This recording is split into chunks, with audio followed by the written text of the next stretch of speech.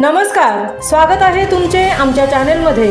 आवाज महामुंबईचा, शोध बातमीचा, कौल मनाचा। चला तर मग आमचे चॅनेल शेअर करा, लाईक करा आणि सबस्क्राईब करा। धन्यवाद। रयतेचं राज्य खऱ्या अर्थाने छत्रपती शिवाजी महाराजांनी निर्माण केले। व्याख्यानकार सचिन करडे। श्री महाराजा शिवछत्रपती प्रतिष्ठान पोलादपूर यांच्या वतीने शिवजयंतीनिमित्त आपले शिवविचार मांडताना व्याख्यानकार सचिन करडे यांनी स्पष्ट केले की खऱ्या अर्थाने रयतेचे राज्य छत्रपती शिवाजी महाराजांनी निर्माण केले। मुठभर मावळ्यांशी मुघलशाही व आदिलशाहीला छत्रपती शिवाजी महाराजांनी धडा शिकवला। गनिमी कावासारखी युद्धनीती वापरून शत्रूला त्यांनी जेरीस आणले। 350 पेक्षा अधिक किल्ले निर्माण करून महाराजांनी रयतेचे राज्य निर्माण केले। श्री महाराजा शिवछत्रपती प्रतिष्ठान पोलादपूर यांच्या वतीने पोलादपूर शिवाजी चौक येथे भव्य दिव्य प्रमाणात शिवजयंती साजरी करण्यात आली।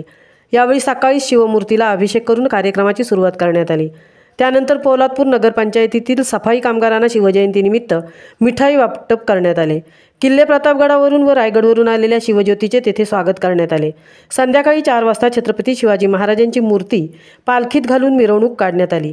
यावेळी या मिरवणुकीमध्ये Sane Guruji Vidyalaya Lohare, Yashwant English medium school, Vidyamandir Poladpur, Janseva Vidyalaya Shivajinagar, Shri Shankarrao Mahadik English school Sainiknagar या सर्व विद्यार्थ्यांनी मिरवणुकीमध्ये सहभाग घेतला।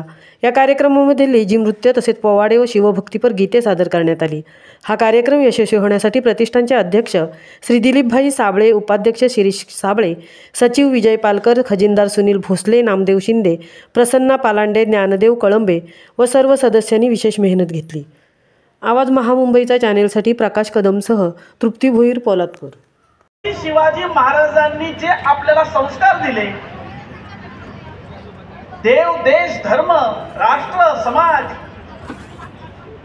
अख्खं आयुष्य त्यांनी याच्यासाठी घालवलं, या भरतभूमीच्या रक्षणासाठी घालवलं। छत्रपती श्री शिवाजी महाराजांना आयुष्य जे लाभलं ते 18,306 दिवसांचं आयुष्य लाभलंय। या 18,306 दिवसांच्या आयुष्यामध्ये त्यांची बालपणातली 6,000 दिवसांचं बालपण आहे आणि जवळजवळ 12,000 दिवस हे सक्रिय राजकारणातले। स्वातंत्र्यवीर विनायक दामोदर सावरकरांनी आमच्या धर्माविषयीची व्याख्या सांगितली। यासाठी सहिष्णुतावादी व्याख्या जगात नाही। आ सिंधू सिंधू पर्यंत यस्य भारत भूमिका पितृभूम पुण्यभूष्टैव सवै हिंदू रीती स्मृतः। या देशात या भूमीला पितृभूम आणि पुण्यभूम त्यांची धर्मस्थळ इथे आहे, पण ती पितृभूम आणि पुण्यभूम आहेत का? तर तो ह्या भूमीला मानतो का? तो हिंदू आहे। एवढी सोपी व्याख्या त्यांनी शिवाजी महाराजांसारख्या शिवाजीच्या पोटी त्यांनी दिलेली आहे। ही सगळ्या गोष्टीचा तुम्ही अभ्यास कराल। येणारा काळ सक्षम त्यांनी एक संघटित पुणे, जसं सणाला आपण एकत्र येतोय, शिवजयंतीला एकत्र येतोय, आपण रामनवमीला एकत्र येतोय, तर ज्यावेळी धर्मावर जेव्हा किंवा राष्ट्रावर, अस्मितेवर जेव्हा धक्का येईल तेव्हा हीच ताकद आपण, कोणती राजकीय मतभेद तुमचे असतील नसतील ते बाजूला सरून मला या भूमीसाठी लढायचे आहे। ह्या भूमी माझी किती होती, आमचा अखंड भारत किती होता? आमचा अखंड भारत हा 72 दशलक्ष कोटी एवढी आमची भूमी स्क्वेअर मीटर होती। आज फक्त 32,000 स्क्वेअर मीटर आमची फक्त भारत भूमी राहिले। बाकीच्या राष्ट्रांना 56 राष्ट्र पडले, आम्हाला फक्त एक राष्ट्र आमचं जिवंत ठेवायचं आहे। हे तुमच्या आमच्या आशीर्वादाने सगळं टिकणार आहे।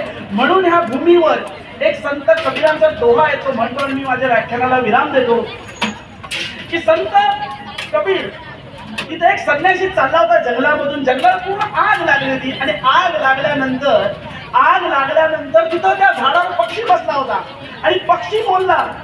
तो संत तिथं जाणारा माणूस बोला, अरे संन्यासी बोलला, अरे पक्षा, तुला देवाने पंख दिले, तू उडून जा, रान पेटलंय, तू जळून जाशील, रान पेटलंय, तू उडून जा, तुला पंख दिलाय।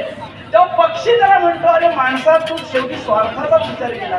तर संत कबीर दोहा कसं म्हणतात बघा, की तो पक्षी काय म्हणतोय की फल खाए है इस पेड़ के, फल खाए है इस पेड़ के, गंदे किए है पात, अब फर्ज है मेरा जल जाऊं इसके साथ।